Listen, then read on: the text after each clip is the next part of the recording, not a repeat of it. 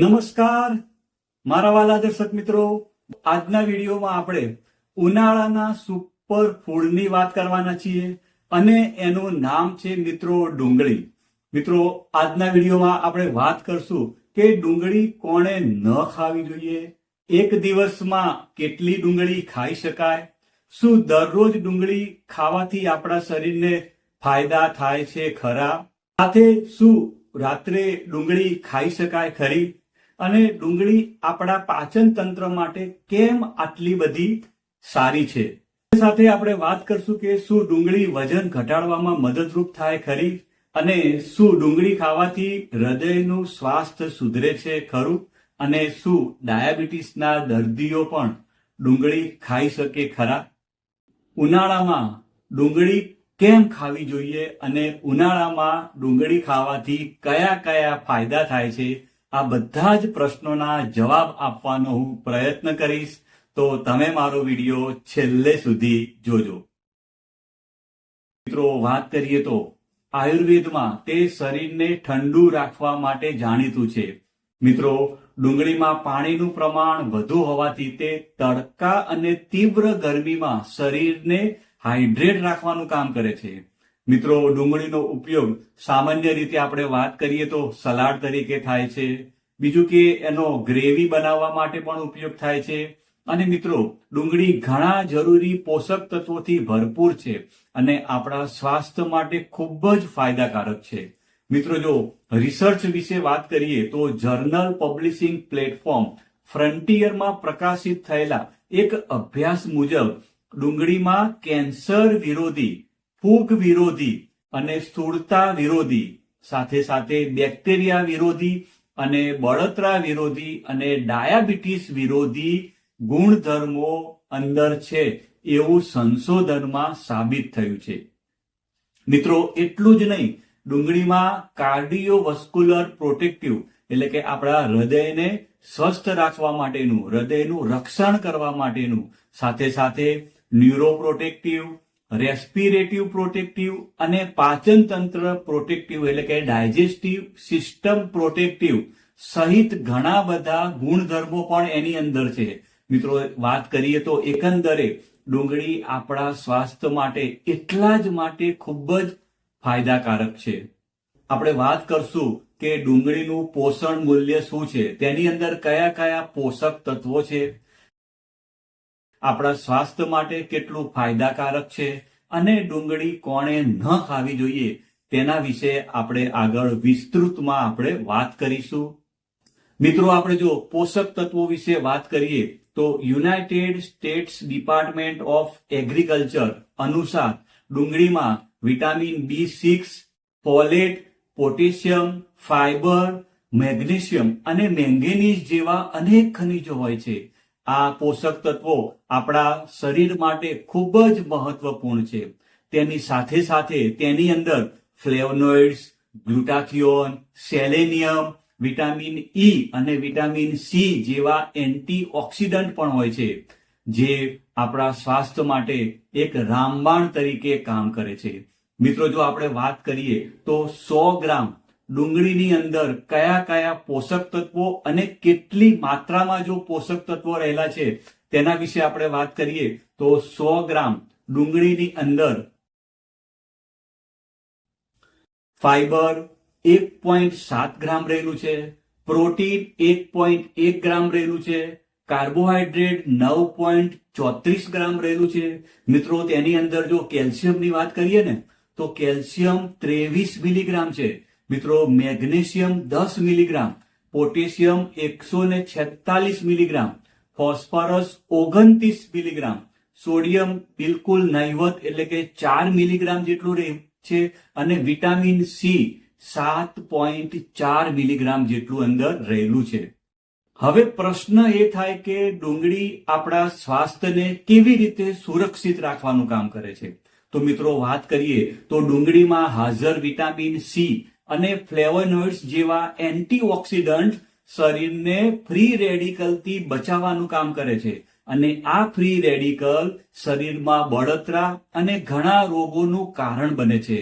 મિત્રો, ડુંગળીમાં સલ્ફર અને કર્બેસેટિન નામના એન્ટીઓક્સિડન્ટ હોય છે, જે બ્લડ સુગર અને કોલેસ્ટ્રોલના સ્તરને નિયંત્રિત કરવાનું કામ કરે છે. સાથે સાથે ડુંગળીમાં રહેલું પોટેશિયમ બ્લડ પ્રેશરને નિયંત્રિત કરવામાં મદદ કરે છે. મિત્રો, ડુંગળીમાં ભરપૂર માત્રામાં ફાઈબર હોય છે, જે પાચન તંત્રને મજબૂત રાખવામાં મદદ કરે છે. તેમાં પ્રોબાયોટિક્સ હોય છે, જે આંતરડામાં સારા બેક્ટેરિયા વધારે છે, જેનાથી પાચન પ્રક્રિયામાં સુધારો થાય છે. મિત્રો, ડુંગળીમાં એન્ટીબેક્ટેરિયલ અને એન્ટીવાયરલ ગુણધર્મો હોય છે, જે શરીરને બેક્ટેરિયા અને વાયરસથી બચાવવાનું કામ કરે છે. મિત્રો, ખાસ કરીને તે શરદી, ખાંસી અને જે ગળામાં દુખાવો જેવી સમસ્યાઓમાં ખૂબ જ રાહત આપવાનું કામ કરે છે. આ ઉપરાંત ડુંગળીમાં રહેલા કેલ્શિયમ, મેગ્નેશિયમ અને ફોસ્ફરસ જેવા ખનિજો હાડકાને મજબૂત બનાવવાનું કામ કરે છે. તેમાં વિટામિન સી અને સિલિકા ત્વચા અને વાળ માટે ફાયદાકારક છે. તે કાળા ડાઘ, કરચલીઓ અને ખીલને રોકવામાં મદદ કરે છે. મિત્રો, જો આપણે વાત કરીએ તો ડુંગળી ખાવાથી આપણા શરીરને કયા કયા ફાયદાઓ થાય છે, તો જો ડુંગળી ખાવાના ફાયદા વિશે આપણે વાત કરીએ તો જે પહેલો જ ફાયદા વિશે વાત કરીએ તો તે ઇમ્યુનિટીને મજબૂત કરવાનું કામ કરે છે, એટલે કે આપણી રોગ પ્રતિકારક શક્તિને મજબૂત બનાવવાનું કામ કરે છે. બીજા ફાયદા વિશે વાત કરીએ તો તે પાચન તંત્રને મજબૂત રાખવાનું કામ કરે છે, આપણું પાચન તંત્રને સ્ટ્રોંગ બનાવે છે. ત્રીજા ફાયદા વિશે વાત કરીએ તો તે હૃદયના સ્વાસ્થ્યને સુરક્ષિત રાખવાનું કામ કરે છે, એટલે કે આપણા હૃદયને એકદમ મજબૂત અને એકદમ સ્ટ્રોંગ રાખવાનું કામ કરે છે. તે વજન ઘટાડવામાં પણ મદદરૂપ થાય છે. મિત્રો, 5મા નંબરના ફાયદા વિશે વાત કરીએ તો તે બ્લડ પ્રેશરને કંટ્રોલમાં રાખવાનું કામ કરે છે.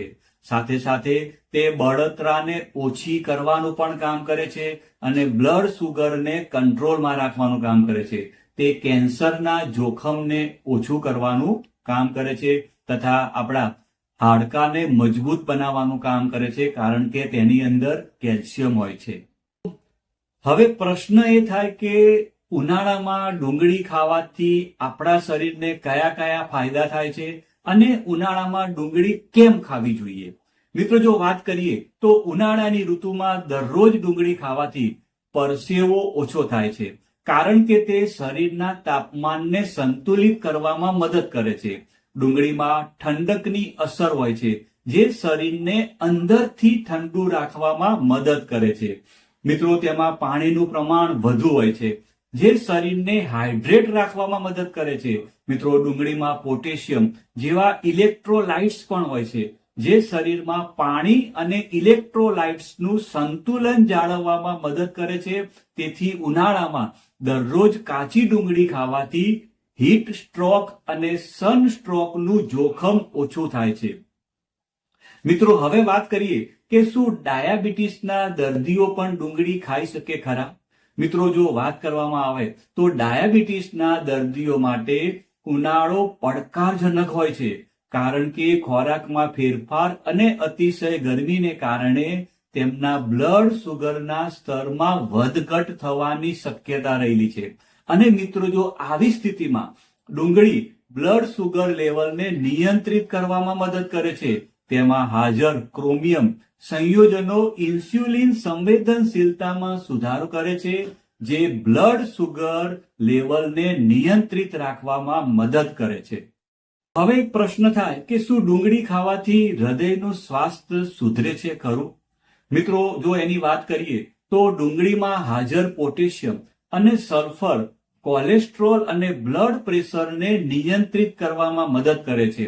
આનાથી હૃદય રોગનું જોખમ ઓછું થાય છે. મિત્રો, તેમાં હાજર ઘણા ફાઇટોકેમિકલ્સ રક્તવાહિનીઓની બળતરા ઘટાડીને રક્ત પ્રવાહમાં સુધારો કરે છે. આનાથી હૃદયનું સ્વાસ્થ્ય સુધરે છે. મિત્રો, હવે પ્રશ્ન થાય કે શું ડુંગળી વજન ઘટાડવામાં પણ મદદરૂપ થાય ખરી? મિત્રો, જો વાત કરીએ તો ડુંગળીમાં કેલરી ઓછી અને ફાઈબરનું પ્રમાણ વધારે હોય છે. ફાઈબર પેટને લાંબા સમય સુધી ભરેલું અનુભવ કરાવે છે. આનાથી ભૂખ ઓછી લાગે છે. મિત્રો વાત કરીએ તો ડુંગળીમાં કેટલાક સંયોજનો હોય છે જે ચયાપચય સુધારવામાં મદદ કરે છે. આનાથી શરીર વધુ કેલરી બર્ન કરે છે, જે વજન ઘટાડવામાં પણ મદદરૂપ થાય છે. મિત્રો ધ્યાન રાખો કે ફક્ત ડુંગળી ખાવાથી વજન ઓછું થશે નહીં. આ માટે તમારે સ્વસ્થ અને સંતુલિત આહાર લેવાની સાથે સાથે નિયમિત કસરત પણ કરવી પડશે, નિયમિત પ્રાણાયામ કરવા પડશે અને યોગાસન પણ કરવા પડશે, જે તમને વજન ઘટાડવામાં મદદરૂપ થશે. તમારે ચાલવું પણ પડશે. એટલે આવી બધી તમારે એક્સરસાઇઝ કરશો તો તે તમને વજન ઘટાડવામાં પણ મદદરૂપ થઈ શકશે. બહારનું ખાવાનું ઓછું કરી દેજો. જે ફાસ્ટ ફૂડ હોય છે એને આપણે ટાળવું જોઈએ. આ બધું કરશો તો ઓટોમેટિકલી તમારું વજન એ ઘટાડવામાં મદદરૂપ કરશે. મિત્રો હવે પ્રશ્ન એ થાય કે ડુંગળી આપણા પાચન તંત્ર માટે કેમ સારી છે? ડુંગળીમાં ફાઈબર અને પ્રીબાયોટિક્સ જેવા કે ઇન્યુલિન અને કુક્ટુલિગોસેકેરાઇડ્સ હોય છે, જે પાચન તંત્રમાં સુધારો કરે છે. આ ઉપરાંત ડુંગળી આંતરડા અને પેટમાં જમા થયેલી ગંદકીને સાફ કરવામાં પણ મદદ કરે છે. મિત્રો હવે પ્રશ્ન એ થાય કે શું રાત્રે ડુંગળી ખાવી સલામત છે? મિત્રો જો વાત કરીએ તો સામાન્ય રીતે રાત્રે ડુંગળી ખાવી સલામત છે. જો કે કેટલાક લોકોને રાત્રે ડુંગળી ખાવાથી ગેસ, પેટમાં ખેંચાણ અથવા એસિડિટી જેવી સમસ્યાનો સામનો કરવો પડી શકે છે. તેથી પાચન સમસ્યાઓથી પીડાતા લોકોએ રાત્રે ડુંગળીનું સેવન ઓછું કરવું જોઈએ. મિત્રો હવે પ્રશ્ન થાય કે શું દરરોજ ડુંગળી ખાવી યોગ્ય છે? તો મિત્રો એનો જવાબ છે હા, બિલકુલ. મિત્રો દરરોજ ડુંગળી ખાવી સામાન્ય રીતે સલામત છે અને આપણા સ્વાસ્થ્ય માટે પણ ખૂબ જ ફાયદાકારક છે. જો કે વધુ પડતી ડુંગળી ખાવાથી ગેસ, પેટમાં બળતરા અને એસિડિટી જેવી સમસ્યાઓ પણ થઈ શકે છે. તેથી તેને મર્યાદિત માત્રામાં જ ખાવી જોઈએ. તો મિત્રો પ્રશ્ન એ થાય કે એક દિવસમાં કેટલી ડુંગળી ખાઈ શકાય? મિત્રો વાત કરીએ તો સામાન્ય રીતે એક વ્યક્તિ દિવસમાં 1 થી 2 ડુંગળી ખાઈ શકે છે. જો કે જો તમારી પાચન શક્તિ સારી હોય તો તમે 2 થી 3 ડુંગળી પણ ખાઈ શકો છો. મિત્રો ડુંગળી કોણે ન ખાવી જોઈએ? મિત્રો જે લોકોને પાચન સંબંધી સમસ્યા હોય તેમણે ડુંગળી ખાવાનું ટાળવું જોઈએ. કેટલાક લોકોને ડુંગળીથી એલર્જી થતી હોય છે. આના કારણે તેમને ત્વચા પર ફોલ્લીઓ, ખંજવાળ અથવા ઉલટી, ઝાડા જેવી સમસ્યાઓનો સામનો કરવો પડી શકે છે. આ ઉપરાંત સગર્ભા, જેમણે તાજેતરમાં સર્જરી કરાવી છે અને જે લોકો હૃદય, બીપી અથવા ડાયાબિટીસની દવા લે છે તેઓએ મર્યાદિત માત્રામાં ડુંગળી ખાવી જોઈએ. તમને આ વિડીયો સારો લાગ્યો હોય તો લાઈક કરજો, તમારા બધા જ મિત્રોને વોટ્સઅપ ઉપર શેર કરજો. અને જો તમે આ ચેનલ ઉપર નવા હોવ, પહેલી વાર જો વિડીયો જોતા હોય તો આવા રસપ્રદ વિડીયો જોવા માટે આ ચેનલને સબસ્ક્રાઇબ કરજો. આવજો મિત્રો, બાય બાય, આવજો. તમે મને શાંતિથી સાંભળ્યો એ બદલ તમારો ખૂબ ખૂબ આભાર. હર હર મહાદેવ.